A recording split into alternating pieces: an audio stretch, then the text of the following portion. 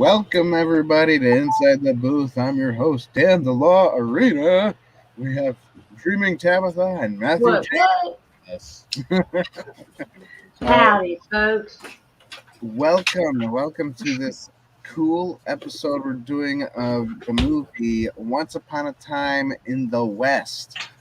And apparently a lot of people were inspired by this movie, so I think that's why a lot of names of Once Upon a Time is something, you know, in other movies. So here we go.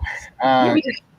what's that? Yeah, we're by the way, everybody, we're doing something different, new, and Tabitha, you won't be able to see her beautiful face, but I don't think she's home anyways. But I'm not. I'm traveling. she's Again. traveling, so she wouldn't show her face anyways. I mean, even if she was, able to do so.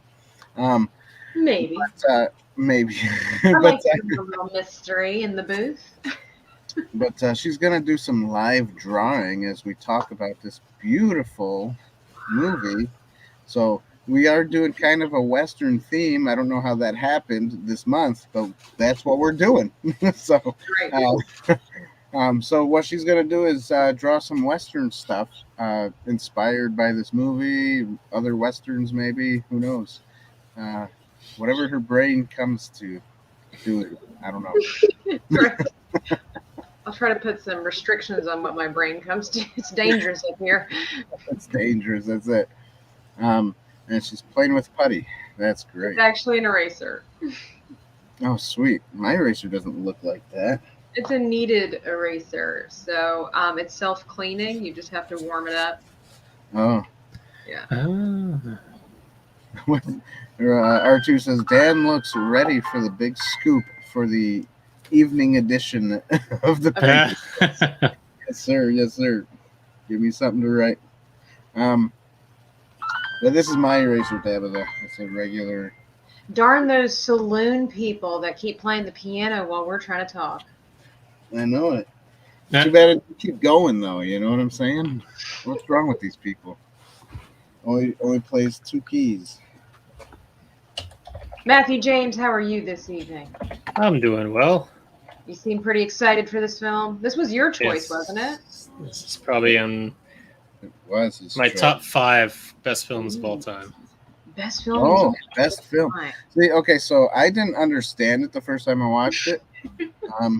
It was cool. I liked the visual and the sounds and stuff, but I didn't understand what was going on. And then at the end of it, then I kind of did understand it a little bit, and I was like, well, let me watch it again now that I've seen it to see if I get a better picture of what's going on. And yeah, I did a little bit more, but still an odd movie. So Matthew, since this is your favorite, one of your top favorite movies, why don't you start with the plot? And we got some puppet hands over here. I'll just start drawing, right?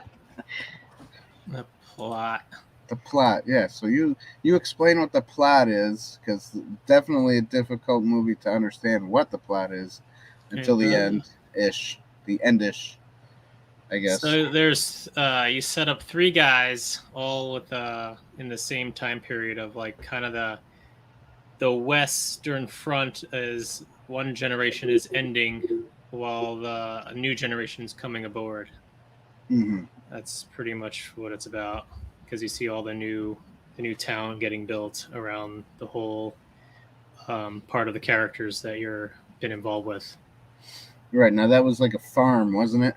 It was like a farm, and then they decided, hey, we need a train stop here, and then yes, he bought the land specifically for to have like a new thing started in the West. Who bought it? This Irishman, right? Yeah. Yep. Okay, so this is what confused me in the movie. So in the beginning of the movie, you got these. It shows these 3 guys, and they're on. The camera stays on them pretty long. They look like, okay, these 3 guys must be some kind of character or something in the rest of the movie. And then like after 10, I don't know, 15 minutes, 20 minutes. I don't know how long it was. It seemed a little long, and then For nearly 3 hours. yeah, after like the first 10 minutes, these guys die. You know, and I'm like, okay, so they're not part of the Spoilers, guys, if you didn't know. Yeah. Oh, by the way, very many spoilers in this beautiful thing. Very many. I guess you can also say a mysterious stranger with a harmonica joins forces with a notorious desperado to protect a beautiful widow from a ruthless assassin working for the railroad. Yes, but that was strange too. This beautiful widow becomes like a like a working girl or something. She kind of lays. Are you against women having a career, Dan? Well, not. You know what I'm trying to say, right? I mean, one of those. If you notice, everything around her, she was always doing something with water, and that was a symbolism of her character. So, like, she's the one that's bringing life into the next generation, into the the next generation. So everything she's doing, she's always pouring water. She's like, there's the bath scene and everything. There's always water surrounding her. Right, like she. What is that supposed to symbolize? She represents the new life coming to the next next generation. Gotcha. And does that also mean that because water kind of forms and conforms to whatever it's in or around, does that mean she's good at turning into something that like she can hold her own for sure to whatever's going on? Okay. Yep. Like the Western guys, they couldn't do that because they just seemed like that's all they knew was Western style, whatever. That deals with kind of the old generation. That's like the old, like if you were paying attention to the dialogue at the end, and he's like, I can't do this anymore, but I know we're gonna do it like it was in the past. We're just gonna have this final duel. So it's like they have no point in the future. Can't hold them in the future. Right. So the old ways are dying, the new ways are coming along, and the future of them is dying out. So there's no place for them. Right. Which is kind of sad. Like that was the main point of the film then, was like out with the old, in with the new kind of thing, like generational. Yeah. Interesting. You can, yeah. I don't think I picked up on that. Yeah. I don't think I did either. I thought it was more about who's going to own that piece of land that was, there's so many moving pieces in there. That's why it's considered like one of the best films.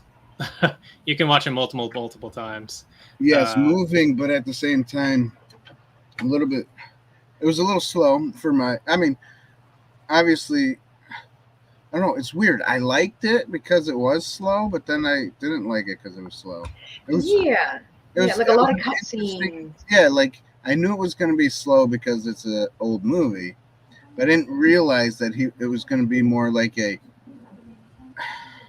What would you call it? Like a suspenseful slow or something. Like it, very much like you see their faces a lot and what they're looking at and who they're looking at and then close eyes. Yeah, and they in contrast with the ginormous of the Western frontier. Right. He did that. He did that on purpose. Yeah, and some of the shots. Leone.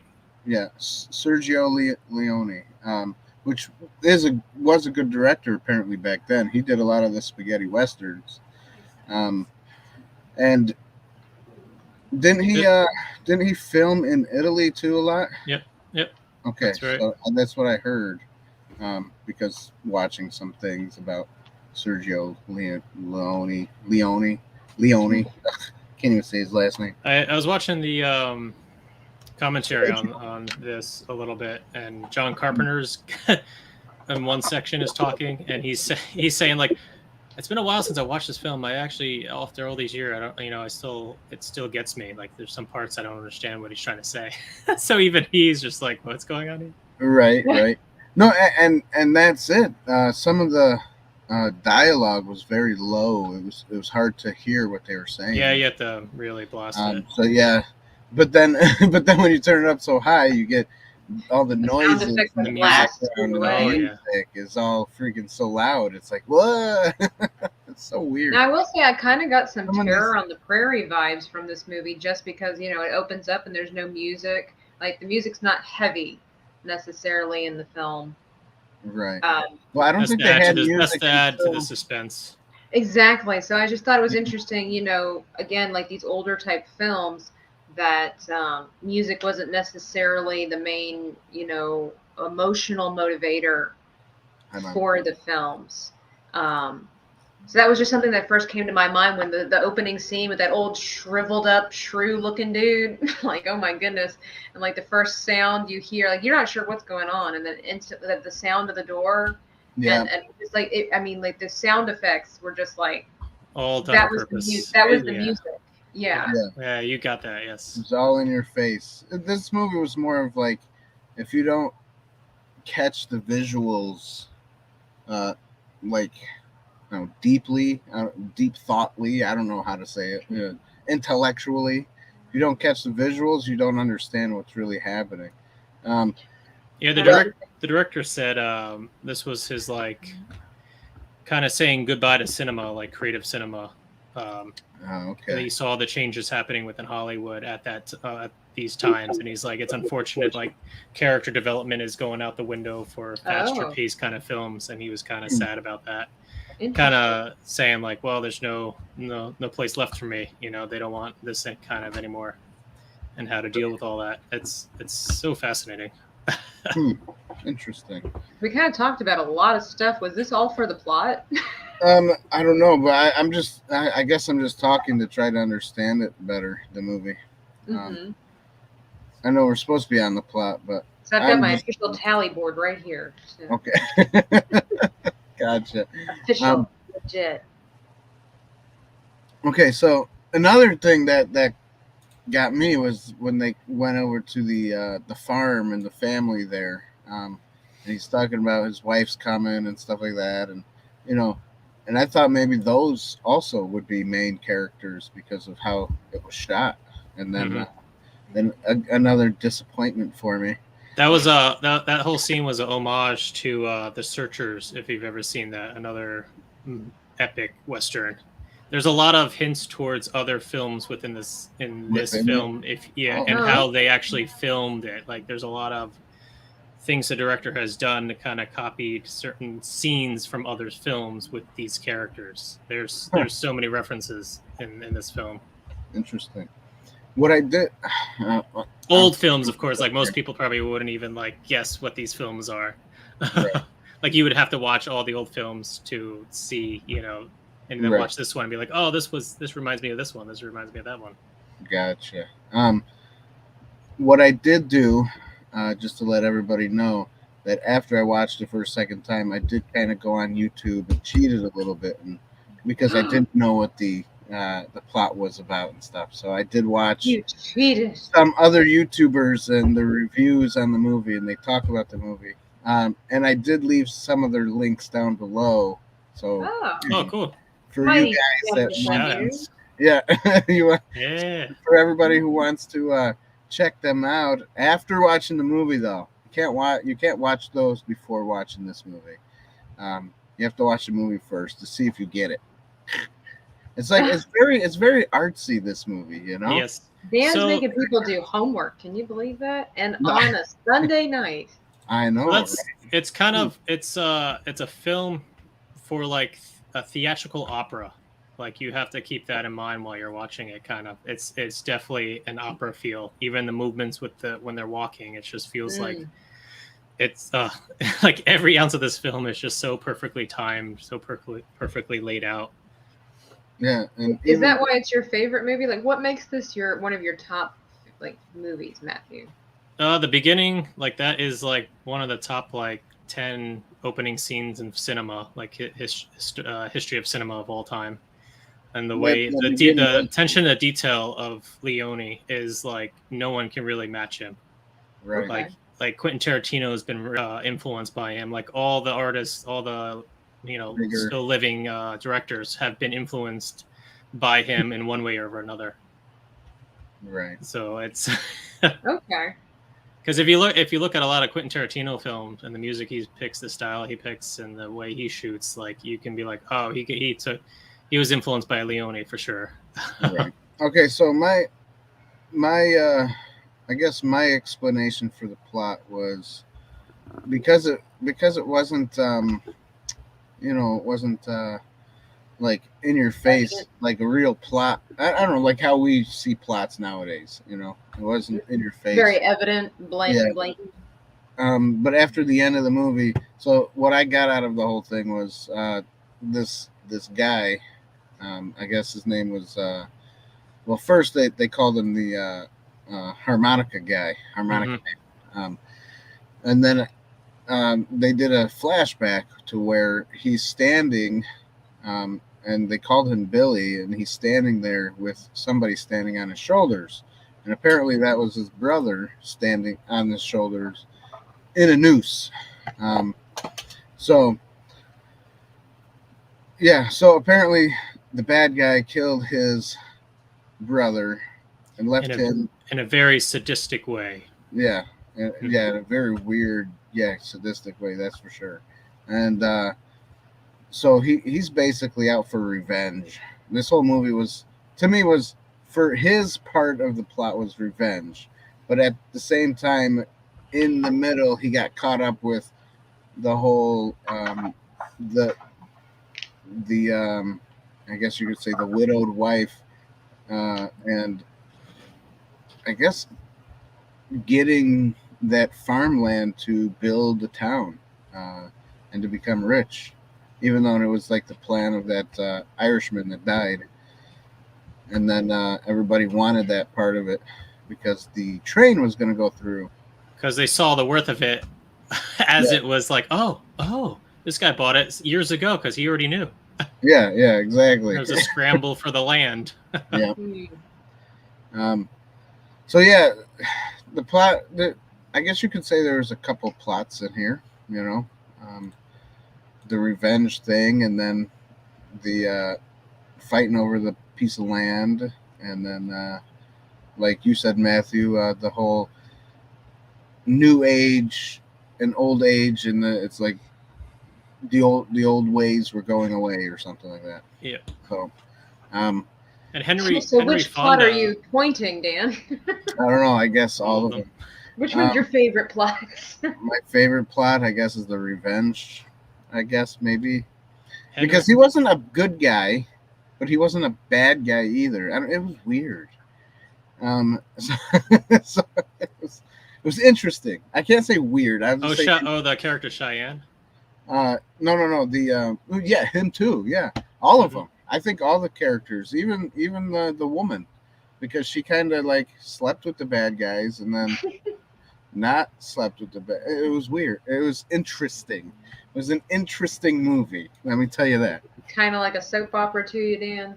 I guess. I don't know. Ooh, don't say that out loud. And Henry Fonda, I mean, everybody knew him from back in the day. And for him to take on like kind of an evil role was like shocking. So like when he came in and then shot, the whole family, you see, and then also shoots, the young kid. That was like a gas moment when you saw that in first came out. Oh, interesting. And they took that scene off of the TV when they aired it later on because it was I can see why. Yeah. It's like, whoa, Henry Fonda, what are you doing? Yeah, I was shocked too. Or shocked is a heavy word, but I was surprised. Yeah, because I've seen him in other films, and when I saw that he was the bad guy and shooting up and doing what he did, I was like, oh. Mm-hmm.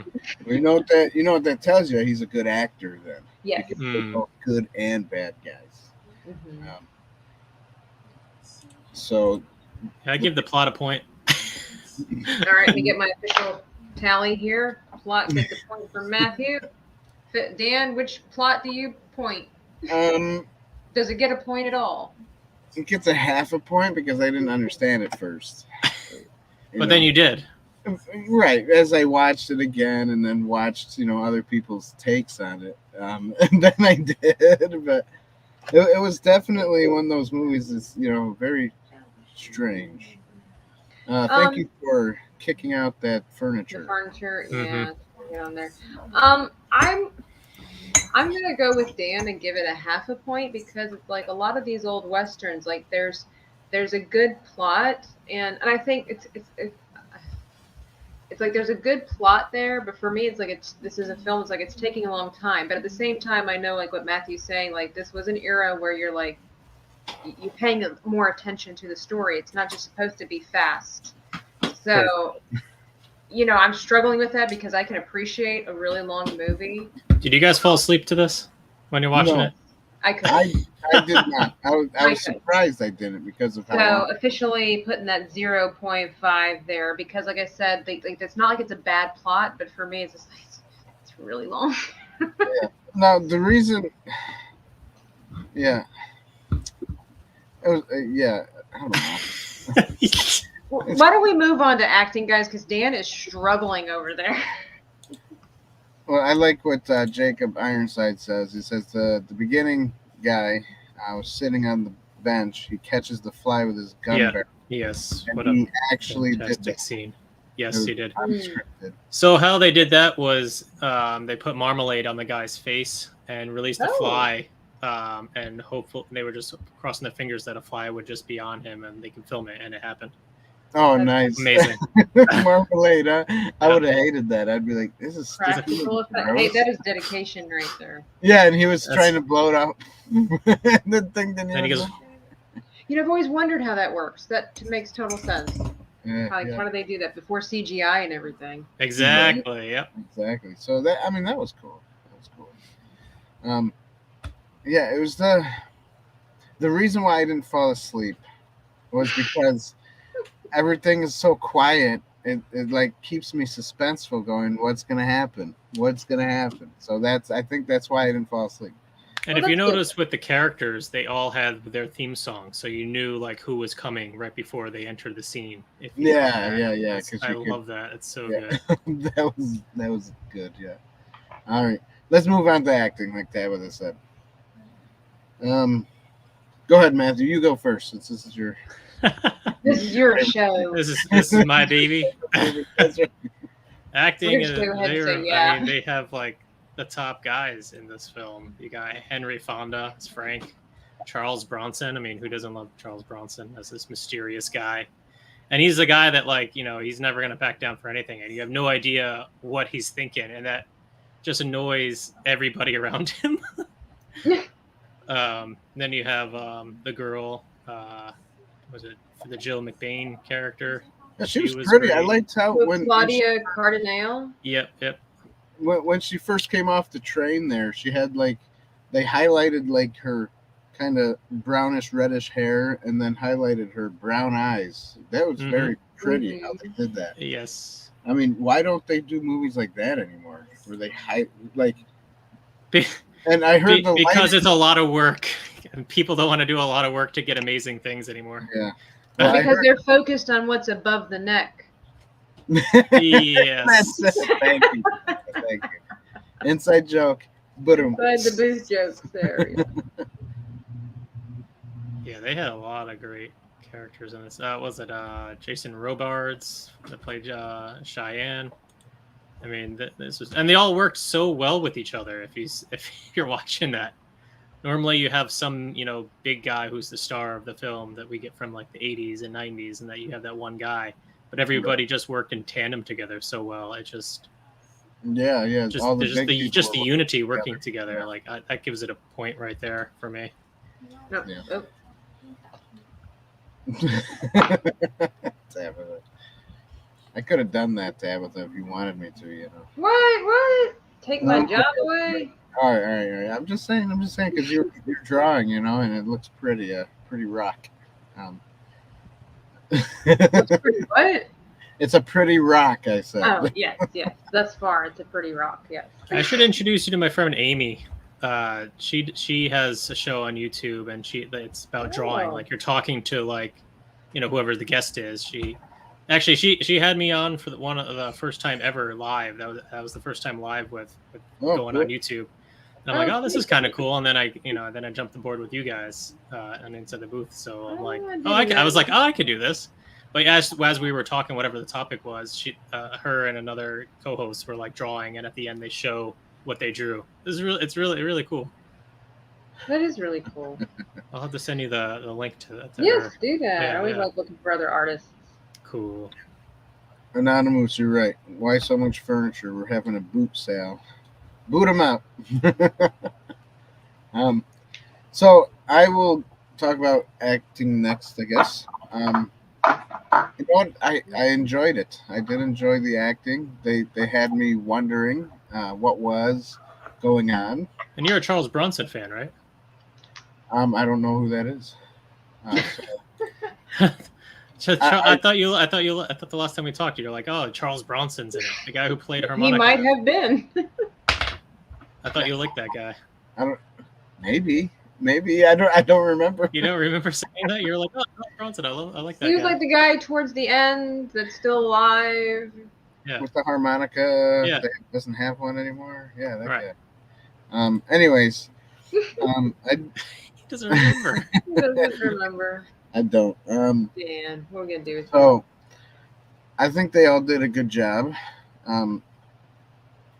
and I did enjoy, like the suspense, and I know that's more director stuff on his part, but also yeah, but they gotta follow direction. Right. They did have a good job to make following it work. directions, yeah. But they did a good job making me believe that, like, he's a good guy. No, he's not the good guy. He's the protagonist instead. He's a bad guy. He's not really a bad guy, but he is, Like an anti-hero? Yeah, like anti-hero. It was definitely an interesting movie. I did You love that word. Yeah. Tonight I'm going to be using it. Explain interesting, Dan. Interesting. Elaborate. Good.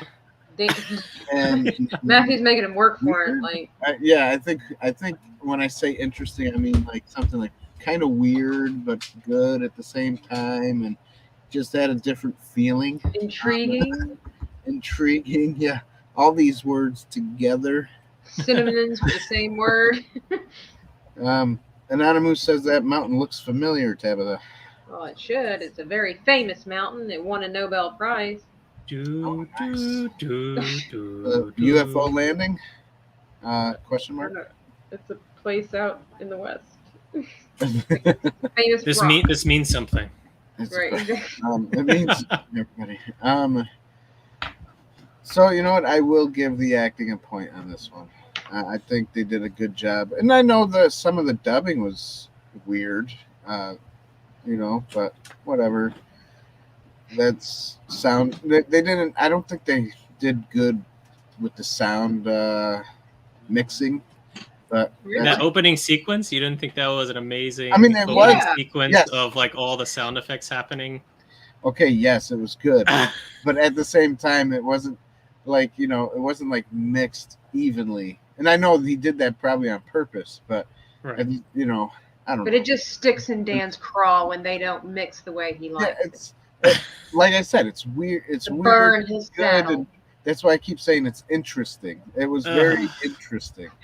Matthew's like, I hate the word interesting. Yes, I'm gonna hate that word from now on. One of the reasons is because in college, my art mentor, she said, if you're talking to me and you're describing something, you cannot use this word. I'm like, why? She's like, it just screeches. It's like having your hands on the chalkboard and screeching. And she said, I'm like, okay. It's one of those words. It's like it's because you're having a hard time explaining, what you're feeling from whatever it is. Like watching the movie, what I felt from it. It was weird. Peculiar. Yeah, peculiar. It was weird. It was good. It was.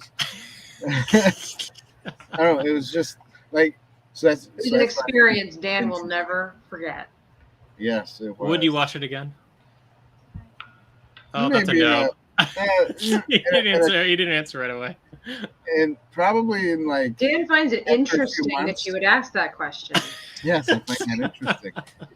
No, maybe in like 2 or 3 months from now, I'll probably pick it up again and watch it again because I liked the visuals. Now that I won't say is interesting. So speaking of visuals, cinematography next. Oh, we're just take it away. That's your thing, Dan. Yeah. The cinematography on this movie was spectacular. No. It was Awesome. spectacular. Yes. This wasn't interesting. This was spectacular.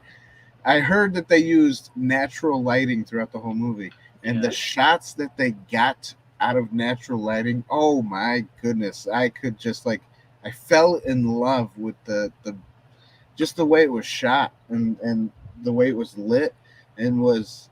The hat's going like this. You can still see the eyes, but you see the shadows still. Yeah, Them. The exposure.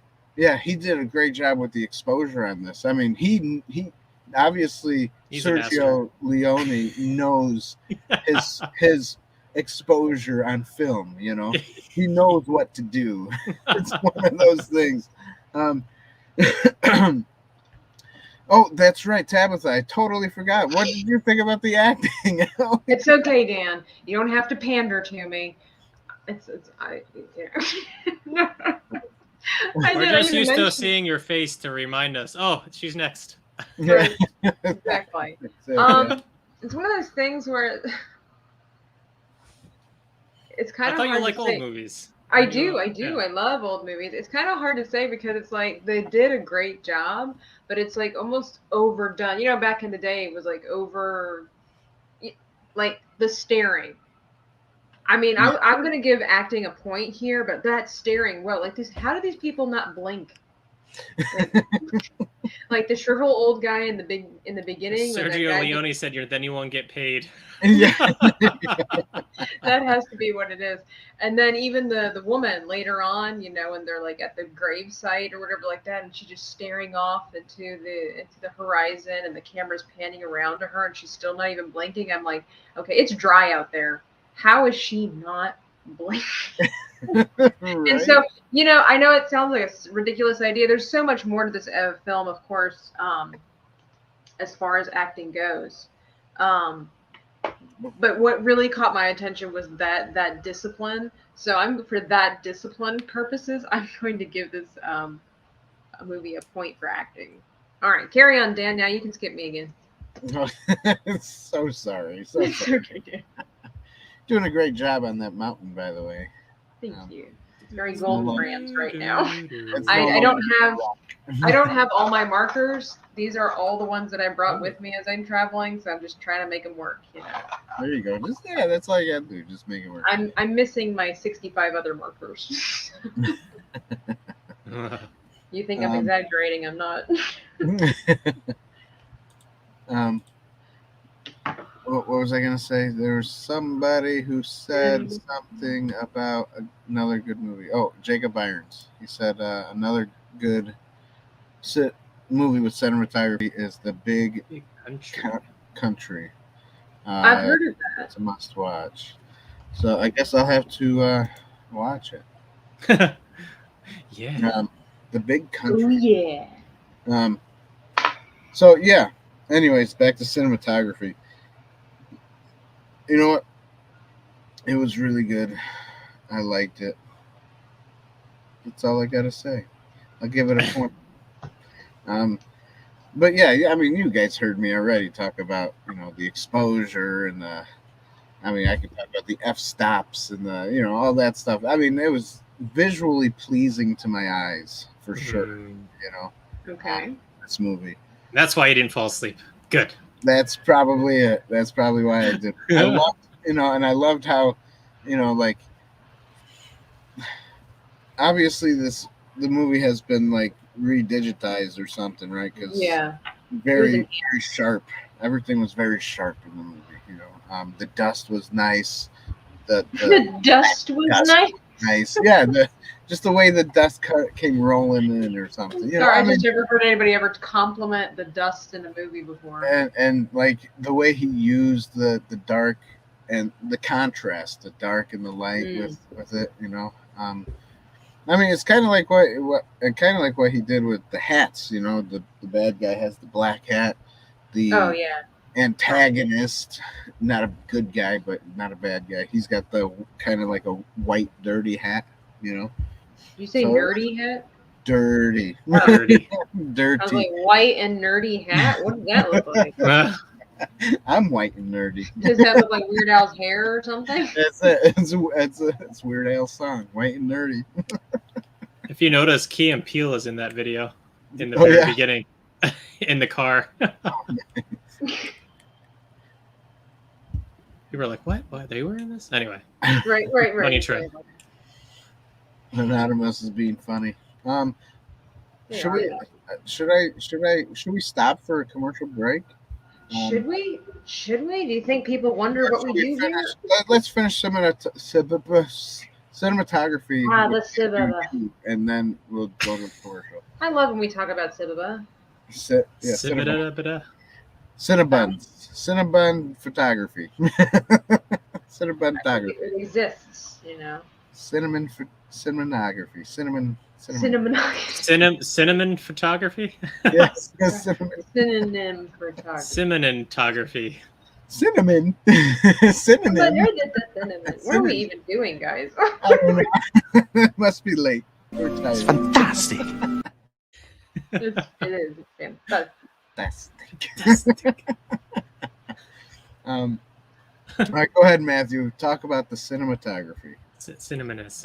Oh, it's beautifully shot. I mean, it wouldn't be in my top 5 if it didn't have that amazing stuff he was going on with that. So I give it a point. All right. Even like if you notice the shot in the beginning when she gets off the train, and it's one of the only shots where they do a pan up and you see the entire town. So they spent like a crap load of money just for that shot, and it just lasts just a few seconds. Well, but worth it, if it's memorable like that. Oh yes. Yeah, definitely. So, I mean, wow. So definitely a point for cinematography. Cinematography. All right, Tabitha, what did you think about it? I'm glad you asked, Dan. So, I think my favorite scene, and there were a lot of cut scenes in this. That's one thing about older movies that, like, I think it's overused a lot is the cut scenes. We've got cut scenes of the eyes. We've got cut scenes of somebody else's eyes. It's almost like that scene that we have, the cut scene for ourselves when we have, the crickets thing, where it's like, that's kind of what that reminded me a lot of in these older films and then with this one. But I have to say my favorite scene was the transition between the guy's gun when he was about to shoot that kid, and it transitions into the smoke from the train. Of the train, yeah, and you hear the nice catch. Yeah, that was nice catch. That was just really well done with the way they blurred the gun, because of course he's about to do something. Like, there was such good storytelling on top of transitioning right there. Yes. Right. Where, he's about to do something heinous that we don't want to witness. Yeah. And so it leaves it to the imagination while it's transitioning and moving the story along into something else. I was like, that is really cool.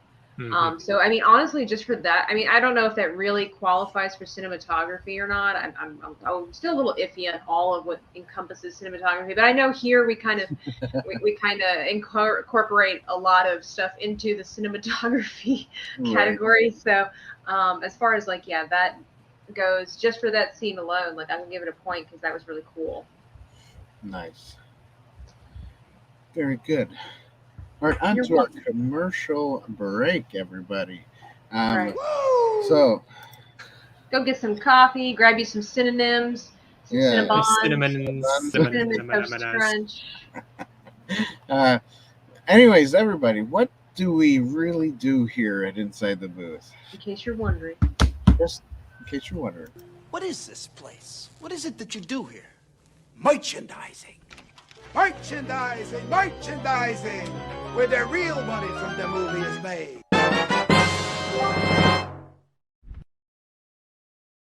Oh, it's beautiful. It is beautiful. That is so beautiful. You guys can go to our website, www.insidetheboothreviews.com. You can get a beautiful mug. Obviously, I don't know what did you show on that video? There was a mug and a mug, a hoodie, and some wing hug. Wing hug stickers. Yeah, we got stickers.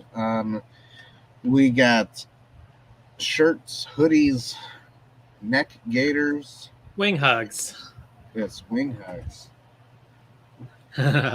Neck gaiters, which I use as a do-rag, but you can use it for your neck. As you could use it as a don't rag, whatever your prerogative. Rag, that's right. You could use it as a turtleneck. You know, you could just wear it around your neck for some Known as reason. a dicky if it's just the turtleneck part. Anyways, True we story. do have some cool designs that you guys, you know, on that neck thing or on your shirts, or, you know, just support us. You support us, you know, we'll give you And a we'll support shout-out you. or something. Yeah, that's right. We'll support you. We don't know how, but we'll do it. That's it. Because we're asking for your money. We're pretty cut and dry around here at Inside the Booth. But if you do like what you see, what we do, you know, obviously your support helps us to keep going, or else we probably would have lost our gas and our energy a long time ago. And Playing the guilt card, I like it. yes, but but we appreciate all you guys. We love you all. We also have a Patreon. We love you all. Please give us money. Yes, that's right. We love you so much that we need your money. So if you love us back, you can join our Patreon for just $1 a month. $1 1 month. That's not a lot of money. But you know what? I think you could do it. Just saying. We believe in you. We believe in you. What is that? What's $1 a month come out to be a day? You know, let me do some math. It's 4 quarters. No, I know it's 4 quarters, but I'm saying it's like 30 days. So it's like it's only You're legitimately doing math 3, now? yeah, 3 cents a day, everybody. Dedicated. 3 cents a day, so that you can help support us monthly. Just 3 cents. Go walk to the next road and just pick up 3 cents every day. And Please go to your local Walmart parking lot and find us. That's it. Support us for $1, guys. Come on. All right. And that's it. Is that Great the job, Dan. what else do we have? We got Tabitha's Etsy store on the website. Yeah, got some new merch coming soon. Oh, good. Yeah, just keep watching and sharing and liking and subscribing, and you know that also helps us. So if you can't afford $1 a day, as long as you share 2 or 3 times a month, we'll be happy. If there's some cash your way, but inflation took it to 0. Sorry. I believe it. It did. 50 cents a month. Hey, whatever. We'll take it. All right, back to The show. the movie and the show. We should have like some kind of transition. All right, we transitioned in. Welcome back to our show. Welcome back, everybody. Welcome back to our show. We are now on musical score, the music of this beautiful movie with this beautiful music. Yes, Matthew, you go first. I mean, that's an easy point. It's an easy point. Yeah, like I said earlier, like Tell us a little bit about the music. Each character had their own kind of theme song going on, right? And so you knew who was coming before you even saw them in the shot. And you know the main guy named Harmonica is always playing this harmonica, this like mysterious tune was always overlaid the entire film. You're like, what is this tune? What is this leading up to? So that adds to the mystery of it. Sound like a harmonica to you, or is that just? Oh yeah. Is it okay? Yep. I've never heard a harmonica sound like that before, so It's a European harmonica. Playing it badly or something. He plays it with an accent. That's it. Because he's like, yeah. But yeah, it's that's an easy point for me. Gotcha. I feel like Dan will find that very interesting. Interesting. Tabitha, your turn. You go next. Me? Yeah. All right. While you're drawing your grass. Drawing my grass. Let me bring out my official notes here. It was kind of, in the beginning, a little bit off-putting because it was just extreme. We went from silence to extreme sound, and then insert music here. So, yeah, and the harmonica kind of threw me off. I actually told Dan before the show, like, it just kind of came out of nowhere, and I wasn't even sure. Like, it's playing, and you don't see him play, Yeah, because he's so far away. But you know he's there. Yeah. At first, I did not know that he was there. It's just the music was playing, and I'm like, this is some interesting music. It was kind of like a little weird to me at the beginning. And then you see this guy playing the harmonica. I kind of laughed, to be honest. No disrespect, Matthew. But I did kind of laugh because it was just kind of weird. And it does sound a little off to me. I'm not sure. I don't say it doesn't sound like a harmonica, but it must be that European accent because it did sound a little different to me. Of course, maybe that has to do with the enhancement of the sound, through the years. Maybe something, with the video that Dan, sent me, that maybe something got lost in translation. I don't know. Which version did you guys see? Because there was the theatrical version and then the extended edition. We can't talk about it. We can't. I think it was you know the rules here, Matthew. it was definitely not the extended, because I think the extended had like an extra 30 minutes or so. Yeah, the original was 166 minutes, and the theatrical was 145 minutes. Okay. Yeah.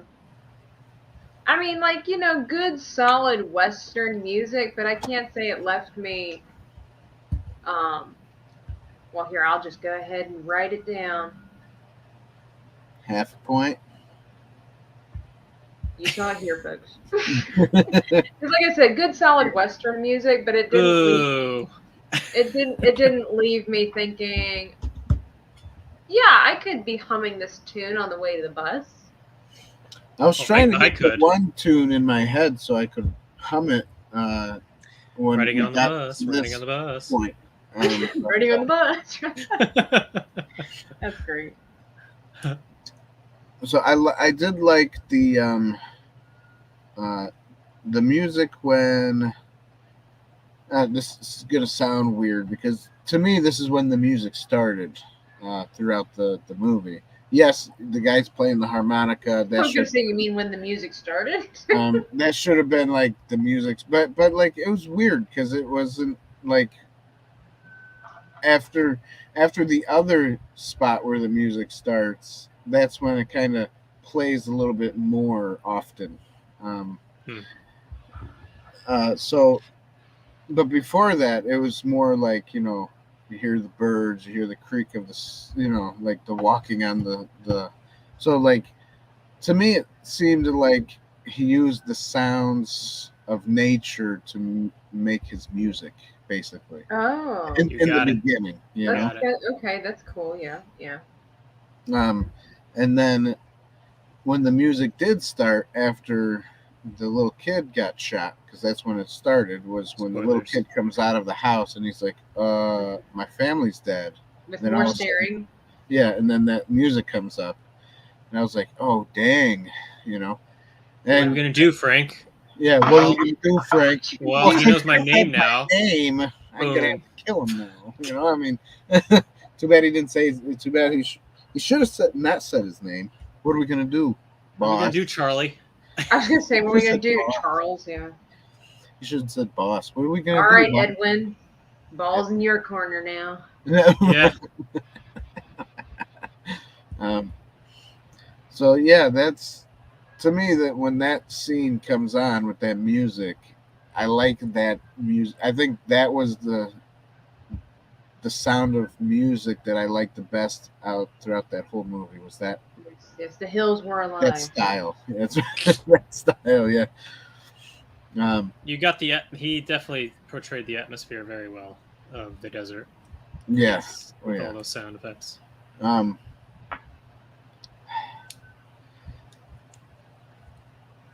don't know. I'm wavering between half to 1 point, so I don't know. What does your heart tell you, Dan? My heart tells me, I don't know. It doesn't say anything. It says, "Aren't you glad you watched this movie now?"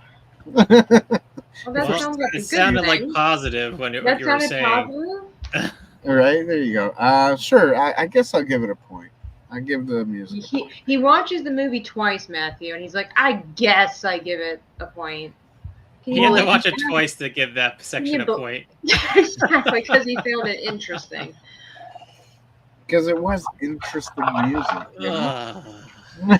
It was very. Matthew's like, I'm dying over here. I'm dying. So next is Allegory, everybody. Oh my goodness, here it comes! I can't wait. Tabitha goes first. Oh Tabitha man. goes first. Okay. I want to pull a Dan right here and be like, let everybody else go first, and let me glean off of what they have to say. This is the first time you're going first on those things, so you're good. My allegory: don't shoot kids because people won't like you. And I feel like that's more of just sound advice, not really an allegory. Right. That's exactly it. How did this movie make your walk with Christ better? It just sounded weird after it came out. Sorry. Yeah, we're not those kind of religious people, Dan. Like, this movie made my walk with Jesus better because this is what I found. I don't know. Well, I mean, I think I could go with the classic. Be sure your sins will find you out. You know, vengeance is mine, saith the Lord, kind of thing. Right, that's good. Yeah. Just because, and I mean, I think in a way, kind of wish that the bad guy, Henry Fonda's character, it almost like if he didn't die, just because the whole vengeance is mine, your sins will find you out, the truth will set you free, all that kind of stuff is pretty much the staple for every film. Good triumphs over evil. Right. Which I know this is kind of more like about the plot itself and the storyline, but it would have been interesting just to have a kind of a twist, because this movie is very different, and so that would have been a nice twist to add it, or left you hanging if he died. Like, kind of like a Inception moment. Is the top going to topple over or not? But anyway, that's a whole other thing. But right, was just kind of thinking about that, because again, this is a lengthy movie. It takes you down this path. It makes you wonder, and it's thought provoking. And so, yeah, I mean, is the bad guy really going to end up paying for his sins? And the answer is yes. And so I think you could really strongly go with. See R2? You could really strongly go with, again, it could also go with pride. Like, your sin will find you out. Your pride is you're going to get your comeuppance. So many times in life we see bad things happening to good people, and it seems like bad people are just taking over and they're never getting their comeuppance. But there's going to come a day. It might not be in our timing. God's timing is completely different for us. And a lot of times bad things continue to happen from that same person before they get their comeuppance. And I think that also displays how much patience God has towards us and how much mercy he extends. Because we all know the Bible says, for all have come short of the glory of God. And it's his desire that we all come to him into repentance. And, just kind of, again, thinking about how this guy did so much evil, and he's still around, still alive. And then finally, at the end of the story, there he is. It's like, you're going to get your comeuppance, whether even if Christ saves you and he forgives you of your sin, it doesn't wash away your consequences. So it's be careful what you do with your life. And so I think I could give the allegory for this, a point. just because it's pretty strong. It's just like people need to remember that just because people are getting away with it for a little while, one day they won't. Top that, guys. Matthew, your turn. I'm gonna go last. Going last. Ooh, Yeah. nice, I like it. He's been going first this whole time. I better hurry up and finish. My goodness, we're down to the wire here. Okay, so I don't know. I guess He's like, I don't know. I don't know. Very interesting. What she said. But yeah, that would be Dan. No, that's I like what she said. not. I like what she said. That's yeah. Of course you do. Yeah. I mean. So was that a point, Tabitha? Yeah. Okay. Oh, okay. See. A1. A1. I need some A1. I like A1 sauce. There was almost like some redemptive moments in the bad guys, but then there wasn't. You know what I mean? I don't know. He finds it again very interesting. Exactly. Exactly. Matthew's dying over here. I don't know how to explain any of this. Like, It's all good, Dan. don't be greedy, I guess. I don't know. Because everybody's greed got them killed, basically. Well, greed will kill you from the inside out, pretty much. That's right. And don't, don't do drugs. Stay in school. Be a good guy. Revenge is not the way. Oh my gosh. Dan's pulling every cliche out the book. No, I guess I really don't have much, to be honest. There's no shame in that, Dan. There's no shame. I didn't say there was. But of course not. You're the person speaking. I'm supposed to be the one that affirms what you're saying. Oh, yes. I don't know. I didn't see much. I mean, look to the future, yes. That I guess, because Matthew was saying earlier, the woman with the waters, always having water and stuff. Now you're stealing Matthew's words. Well, yeah, but I'm thinking about it while I'm talking. She seems like the only one throughout the movie that had hope, hope for the future, and was able to conform, or was able to be renewed in her mind because, oh geez, more furniture. Everybody, kick them out. I'll have to kick them out. R2 left. Yeah. So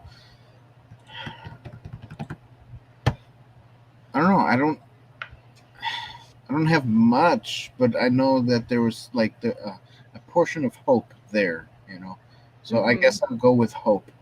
And the woman hope, character. Like a what? The woman character, as you're saying. Yeah. For the woman character, yeah. The other guys, I don't think they had much hope. I think because they were stuck in the past and they didn't know what to do with themselves. So they all left. They either died or left. Goodbye. I don't have any hope, so peace out, homies. Yeah.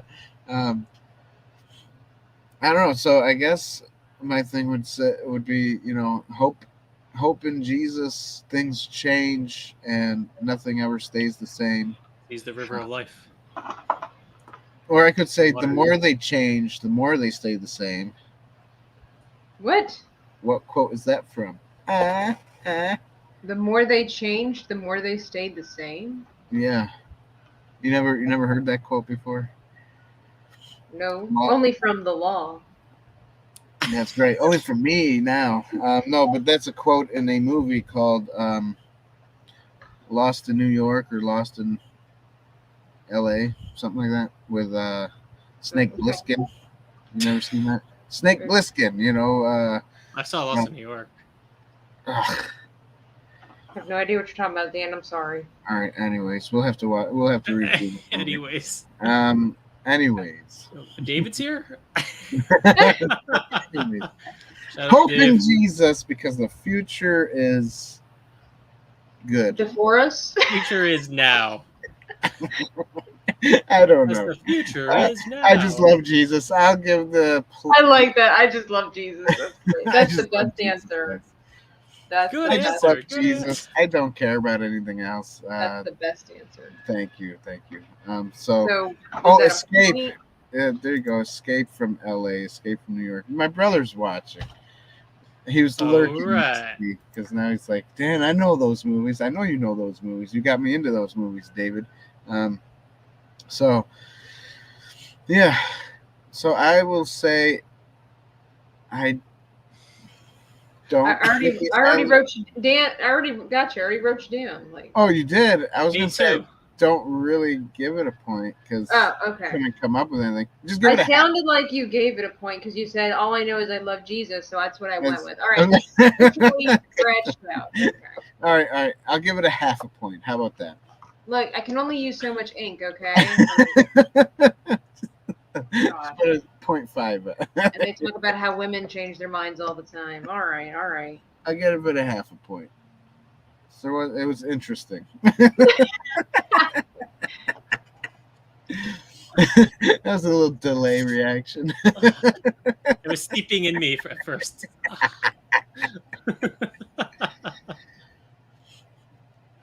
Yeah, David, I think you did give them to me, didn't you?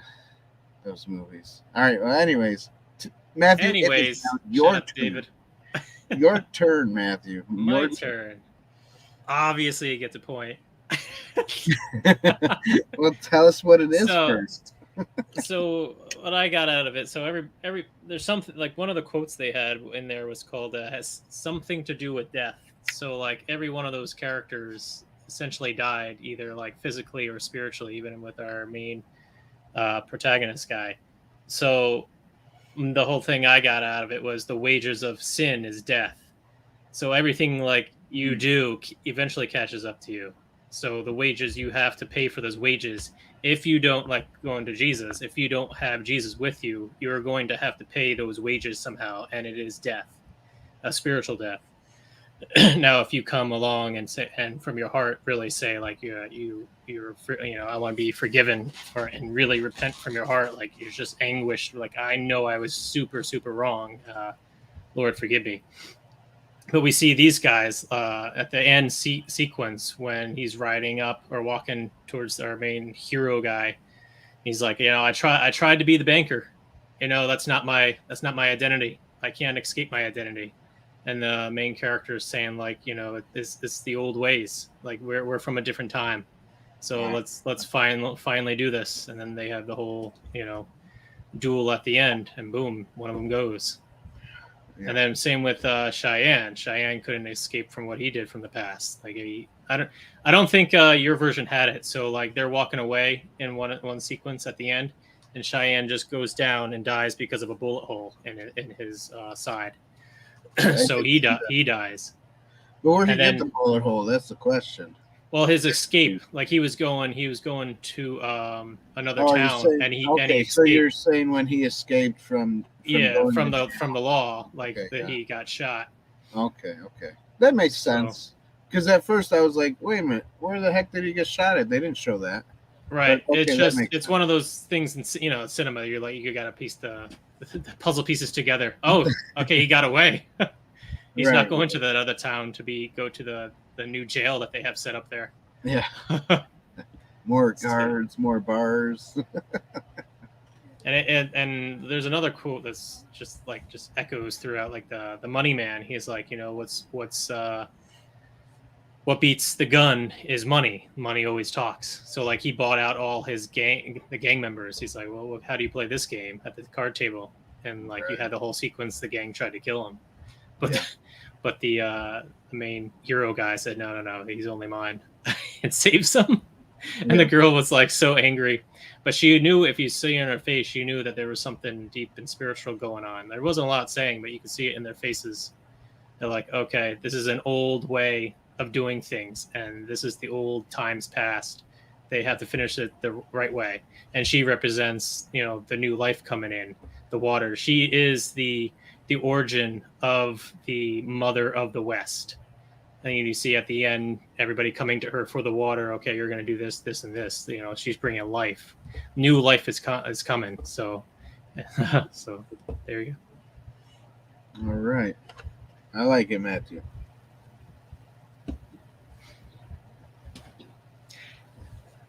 And since Dave's not here, he gives all of them a point. David said, "This is new, Tabitha drawing while you guys are doing a movie review. Nice. Tabitha, are you drawing the movie? ? Well, you got to watch it. But, yeah, you got to watch it to see. To see if she is. It's on the Google Drive. Yeah, looks good. You need a silhouette of a cowboy in there somewhere. Okay, fine. Fine. There he is. There he is. That Right little there. daddy's up top. As seen from a great distance. And he's So, going, well, Adrian! exactly. I will tally up the points if you want to. Ding, ding. Ding, ding. All right. So, everybody, don't forget to subscribe to the channel. Ding. Oh, let me play the video. Ding the bell button. If I can find it. Jeez, where'd it go? Where is it? I got it. Okay, go ahead. Want to ring the bell? All right. Ding, ding. Ding, ding. That's right. That's it. So don't forget, guys, ding that bell button, and so you're notified for more videos coming up. Hoorah! Oh yeah. And because I'm looking for the other one. There it is.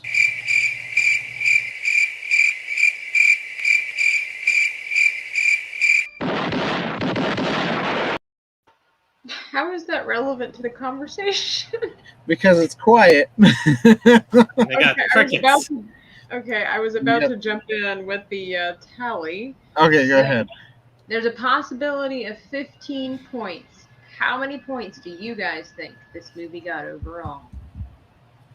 I don't know. 25. False. Wait, did you count Wait. Dave? Dave's 5? I did not. Oh, okay. I'll say 12. Okay, Matthew is the closest to. So Matthew, you're the winner. You're the winner. Yeah. It got a whopping 13 out of 15 possible points. 13 out of 15. That's good. Now, honestly, my overall view: would I watch this movie again? If it was a rainy afternoon on a Sunday and I needed to take a nap, then yes, I would. Tabitha fell asleep. I didn't fall asleep. I'm saying the only way that I really want to watch this movie again is if I needed to fall asleep. Oh, okay. Gotcha. No offense, guys, but it was just, Bro is here. Scurf Scuttlebutt Podcast. Bro.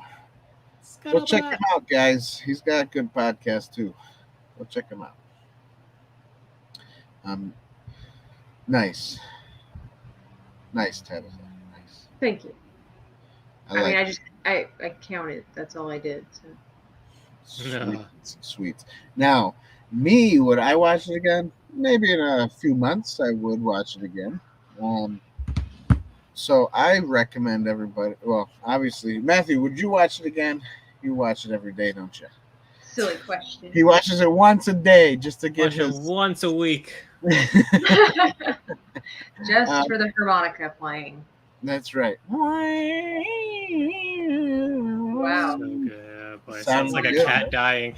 Like a cat dying while he's playing violin. Yeah.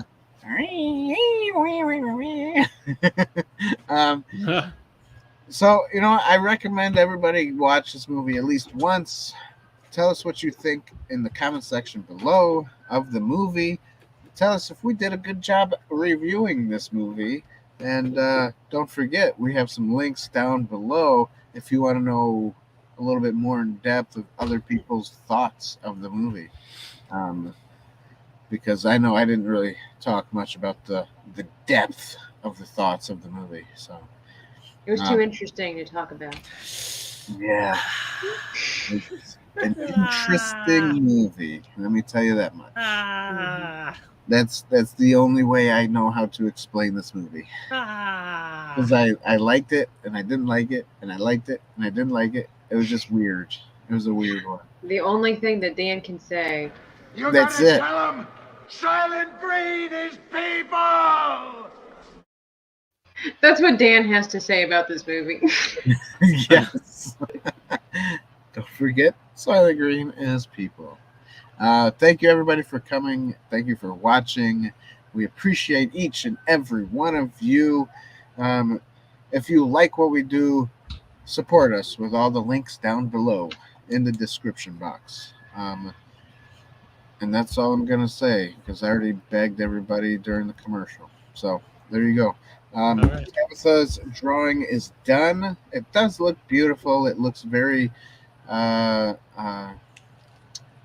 Texas-ish. Texan? Texie? What is that? Texan is from Texas, or is that from Arizona or something? It looks very dry. Should be Arizona. Arizona, that's what I thought. It's the best I could do in the time that I had with the markers I had. Right. It looks very Nice. dry. It looks very, you forgot to do a tumbleweed. Oh, it's there. That's just a weed. Yes. That's your signature. It's not a tumbleweed. What? Excuse you. Oh my gosh. You know what? Don't look at it. You're not allowed to look at it anymore. I'm just I'm gonna a keep joke. this blurry. I'm just gonna It's keep a this joke. blurry. Yeah, Can't you're. look. It's a joke. Oh, did that make it better? No, I'm joking. Wow. Focus that camera. Jeez. Anyways, good night, everybody. We love you all. Yeah, anyways. And this last video